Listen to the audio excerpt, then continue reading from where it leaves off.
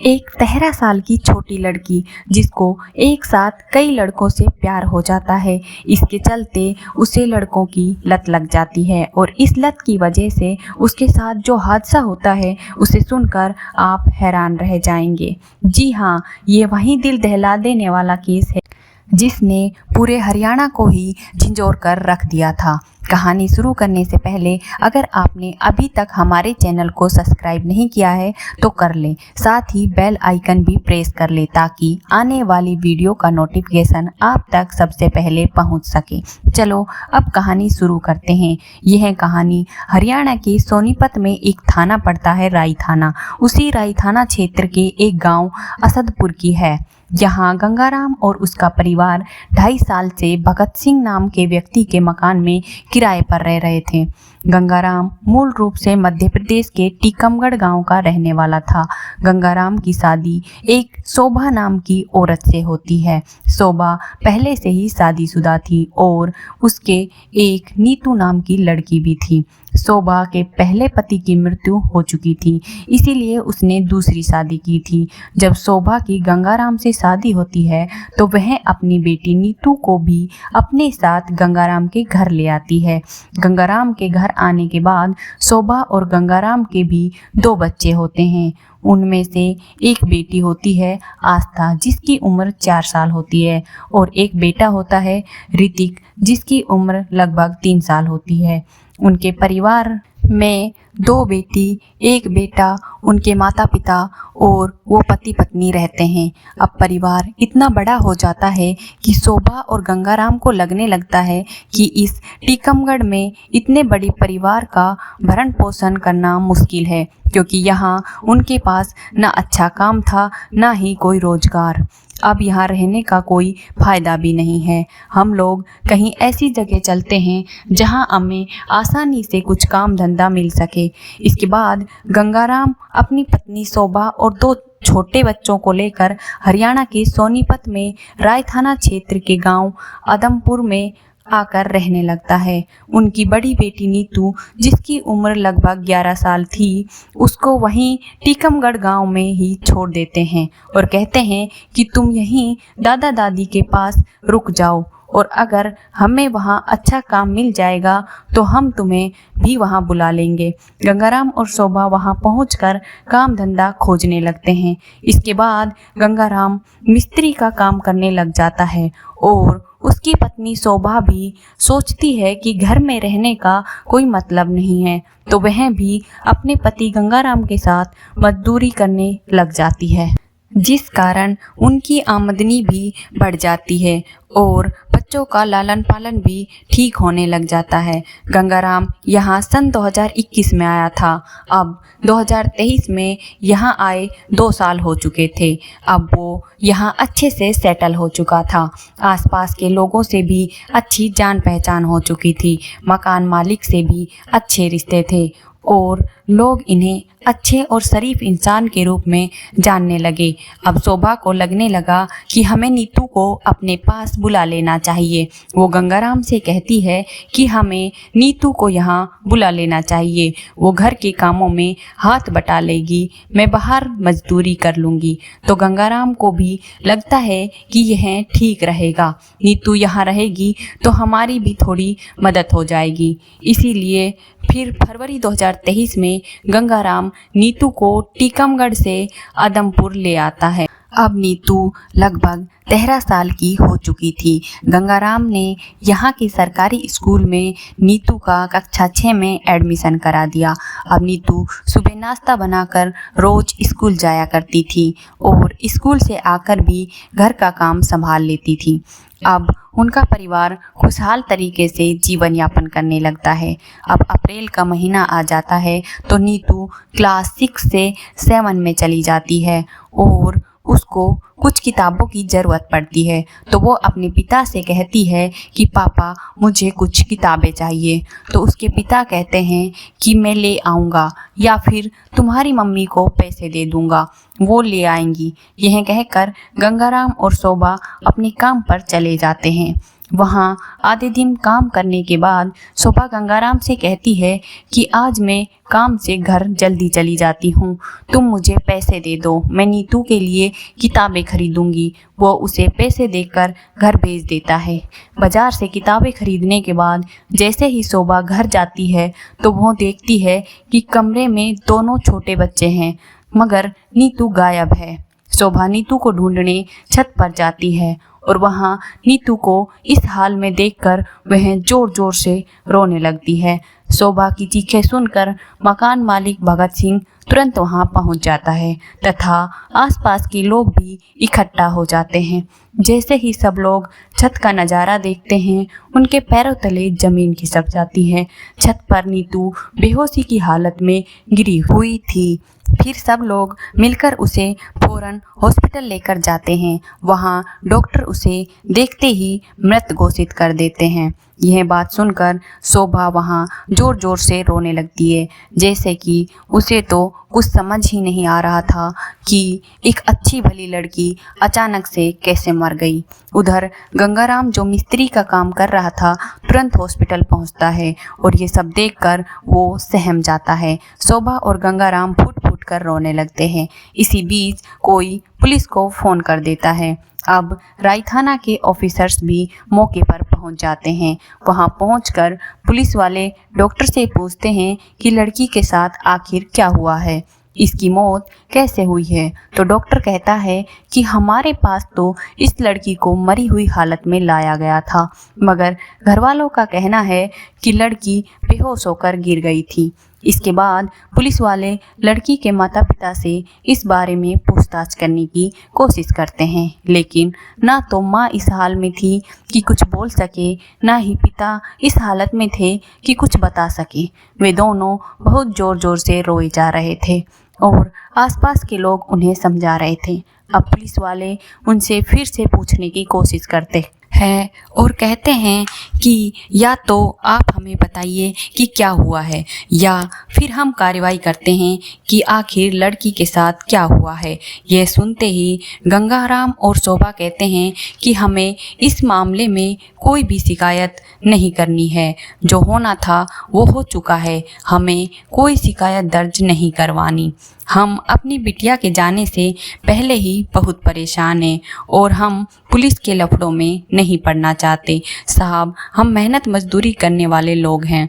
अगर हम police station के चक्कर लगाते रहे तो मजदूरी नहीं कर पाएंगे और हमारे दोनों बच्चों का क्या होगा, हम अपनी रोजी रोटी का इंतजाम कैसे करेंगे। शोभा और गंगाराम की बातें सुनकर पुलिस वाले भी चुप रह जाते हैं और कहते हैं कि चलो ठीक है, आपको कोई कार्रवाई नहीं करवानी है तो आप हमें लिखित में दे दीजिए कि हमें किसी प्रकार की कोई पुलिस कार्रवाई नहीं चाहिए और हमें इस लाश का पोस्टमार्टम भी नहीं करवाना है। गंगाराम और शोभा पुलिस वालों को बाकायदा लिखित रूप में दे देते हैं कि हमें कोई पुलिस कार्रवाई नहीं चाहिए और हमें सिर्फ इतना पता है कि हमारी बिटिया हमें छोड़कर जा चुकी है। सभी औपचारिकताएं पूरी हो चुकी थी। सभी कागजी कार्रवाई पूरी होने के बाद जब लाश को घरवालों को सौंपने के लिए पैक किया जा रहा था तो वहाँ मौजूद डॉक्टर को ऐसा लगता है कि शायद इस लड़की का मर्डर हुआ है और मर्डर से पहले इसका रेप भी किया गया है। जब डॉक्टर को इस बात का अंदेशा हुआ तो वह डॉक्टर तुरंत इस बात की जानकारी पुलिस को देता है। अब पुलिस भी समझ चुकी थी कि मामला जितना सीधा दिख रहा है उतना है नहीं। डॉक्टर पुलिस वालों से कहता है कि ये मामला मर्डर का है और लड़की के कपड़े भी अस्त व्यस्त हैं, जिसे देखकर लग रहा है कि उसके साथ रेप भी हुआ है। इतनी ही देर में मीडिया वहां पहुंच जाती है और इस मामले को लाइव दिखाने लगती है। उसके द्वारा अलग अलग बातें अलग अलग तरीके से बताई जाने लगती है। डॉक्टर को यह अंदेशा है कि ये मामला रेप और मर्डर का है। यह बात मीडिया कर्मियों को पता चल जाती है और वो इस बात को बढ़ा चढ़ाकर बताने लग जाते हैं। अब पुलिस वालों को लगता है कि अगर हमने कार्रवाई नहीं की तो आगे हमें दिक्कत हो सकती है। अब पुलिस वाले कहते हैं कि परिवार वाले चाहे कितना लिखित में दे, कितना भी कार्रवाई से मना करे, लेकिन हमें इस लाश को कब्जे में लेना होगा। पुलिस वाले लाश का पोस्टमार्टम कराते हैं। 30 अप्रैल को पोस्टमार्टम होता है और 1 मई को पोस्टमार्टम रिपोर्ट आ जाती है। पोस्टमार्टम रिपोर्ट में रेप की कोई पुष्टि नहीं होती है, मगर मर्डर की पुष्टि हो जाती है। इस रिपोर्ट के अनुसार इस लड़की का गला घोंटकर हत्या की गई थी। मर्डर की पुष्टि होते ही पुलिस वाले घर वालों से पूछताछ करते हैं, तो घर वाले इस बारे में कोई जवाब नहीं देते हैं और कहते हैं कि साहब, हमें किसी पर शक नहीं है और ना ही हमारी किसी से दुश्मनी है। इसके बाद पुलिस वाले उनके मकान मालिक भगत सिंह से पूछताछ करते हैं, तो भगत सिंह कहता है कि इनके घर में बाहर से कोई भी नहीं आया है, सिर्फ घर वालों का ही आना जाना था। मकान मालिक की बात सुनकर पुलिस वालों को घर वालों पर शक होता है कि ज़रूर वो हमसे कुछ छिपा रहे हैं। तो अब की बार पुलिस वाले गंगाराम और शोभा से सख्ती से पूछताछ करते हैं, तो ये दोनों फूट फूट कर रोने लगते हैं और अपना गुनाह कबूल कर लेते हैं। और ये हत्या करने के पीछे का जो कारण बताते हैं, उसे सुनकर पुलिस वाले भी हैरान रह जाते हैं। जब आप भी इस हत्या की वजह जानेंगे तो आपके पैरों तले ज़मीन खिसक जाएगी। दरअसल नीतू, जिसके पिता की पहले ही मौत हो चुकी थी, और माँ शोभा जब अदमपुर आई तो नीतू को उनके सौतेले दादा दादी के पास ही टीकमगढ़ में ही छोड़ आई थी। टीकमगढ़ में जब वो कक्षा 6 में पढ़ती थी तो वहाँ उसे एक अपनी ही क्लास के लड़के से प्यार हो जाता है, जब उसकी उम्र सिर्फ 12 साल थी। इस बारे में उसके सौतेले दादा दादी को कोई खबर नहीं थी। फिर आसपास के लोगों ने उनको आकर बताया कि नीतू मोहल्ले के कई लड़कों से बातचीत करती है, तो वह यह कहकर बात को टाल देते हैं कि वो एक 12 साल की छोटी बच्ची है, आप लोगों को कोई गलतफहमी हुई है। जब ये बात गंगाराम और शोभा को पता चलती है तो वो उसे अपने पास अदमपुर गांव में ही ले आते हैं। यहाँ भी नीतू अपने प्रेम प्रसंग को जारी रखती है और छुप छुप कर लड़कों से बातें करती रहती है। चूँकि गंगाराम और शोभा पूरे दिन घर से बाहर रहते थे, तो नीतू आराम से पूरे दिन लड़कों से बातें करती थी। अचानक से एक दिन नीतू की माँ शोभा देखती है कि नीतू किसी से फ़ोन पर बात कर रही है और इसके पास मोबाइल भी है। अचानक से अपनी माँ को सामने देखकर नीतू फौरन मोबाइल छुपा देती है। शोभा को बहुत गुस्सा आता है कि महज 13 साल की उम्र में उसकी बेटी लड़कों से बात कर रही है, तो वह नीतू को बहुत मारती है और उसे समझाती है कि तुम्हारी उम्र ये सब करने की नहीं है, अभी तुम बहुत छोटी हो, और उससे उसका मोबाइल भी छीन लेती है। लेकिन कुछ समय बाद फिर से शोभा देखती है कि नीतू किसी से फ़ोन पर बात कर रही है और इस बार कोई और लड़का है। शोभा उसे फिर मारती है और समझाती है, लेकिन यह घटना बार बार होती है और नीतू कई लड़कों से बात करती रहती है, कभी वॉशरूम में, कभी छत पर जाकर, और बात करने के बाद वह अपना मोबाइल छुपा देती है। लेकिन हर बार शोभा के हाथ उसका मोबाइल लग ही जाता है। वो हर बार मोबाइल छीनकर अपने पास रख लेती है, लेकिन नीतू फिर कहीं ना कहीं से मोबाइल का जुगाड़ कर लेती है। शोभा ने 1.5 महीने में नीतू को लगभग 50 बार लड़कों से बात करते हुए पकड़ा और हर बार नीतू कहती कि अब की बार ऐसा नहीं होगा, मैं किसी से बात नहीं करूंगी, फिर भी करती रहती। अब शोभा को लगने लग गया था कि पानी सर से ऊपर जा चुका है, तो शोभा इस बारे में गंगाराम को बताती है। ये सब बातें सुनकर गंगाराम को बहुत गुस्सा आता है और वो नीतू को बहुत धमकाता है कि इस बार ऐसी शिकायत नहीं आनी चाहिए। तो नीतू फौरन पलटकर जवाब देती है कि तुम होते कौन हो मुझे ये सब कहने वाले, मेरा जो मन करेगा मैं वो करूँगी। अब ऐसी घटना उनके घर में रोज होने लगती है। उसके बाद नीतू यहाँ भी पड़ोस के लड़के और क्लास के लड़कों से बातें करने लगती है। परिवार वाले उसे बार बार समझाते हैं और कई बार मारते पीटते भी हैं। नीतू इस मारपीट और झगड़े की इस तरह आदी हो चुकी थी कि अब वो घर वालों के सामने ही लड़कों से बातें करने लगी और ऐसी बातें करती कि शोभा और गंगाराम को भी शर्म आने लगती। जाऊंगी। इस तरह कुछ दिन बीतते हैं और फिर 30 अप्रैल 2023 को यह सभी रात को खाना खाने बैठते हैं और फिर से वही विवाद होता है कि नीतू किसी लड़के से बात कर रही है। तो गंगाराम उससे गुस्से से कहता है कि तुम ये सब बंद करोगी या नहीं।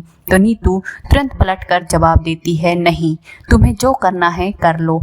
अगर तुम लोगों ने मुझे ज़्यादा परेशान किया तो मैं किसी के साथ भाग जाऊंगी। इतना कहकर वो अपने कमरे में चली जाती है और कमरा अंदर से बंद कर घरवालों के सामने ही किसी लड़के से बात करने लग जाती है।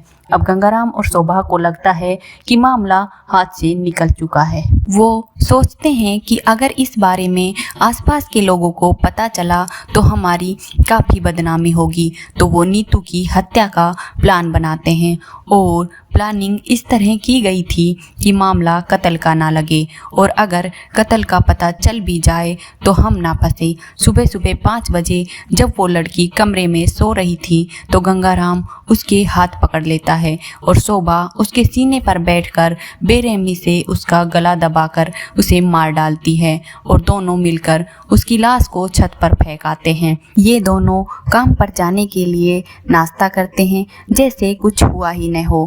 खुशी खुशी वो अपने पड़ोसियों और मकान मालिक के सामने से काम पर चले जाते हैं। वहाँ काम करने के बाद उनके प्लान के अनुसार सभी मजदूरों के सामने शोभा गंगाराम से कहती है कि घर पर जाना है, नीतू को किताबें दिलवानी है ताकि सारे लोग अच्छे से सुन सकें कि यह तो घर अपनी बेटी को किताबें दिलवाने के लिए जा रही है। और घर पहुंचकर उसी तरह चीखने चिल्लाने का नाटक करती है जैसे उसे कुछ मालूम ही ना हो कि नीतू के साथ क्या हुआ है। पुलिस वाले भी यह देखकर हैरान रह जाते हैं कि कोई इस तरह नाटक कैसे कर सकता है, क्योंकि हॉस्पिटल और घर पर शोभा और गंगाराम जिस तरह फूट फूट कर रो रहे थे, कोई भी नहीं कह सकता था कि मर्डर इन्होंने किया है। फिलहाल दोनों जेल में अपनी अपनी सजा काट रहे हैं।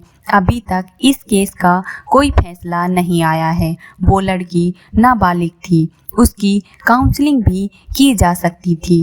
क्या उसको मारना ही ज़रूरी था?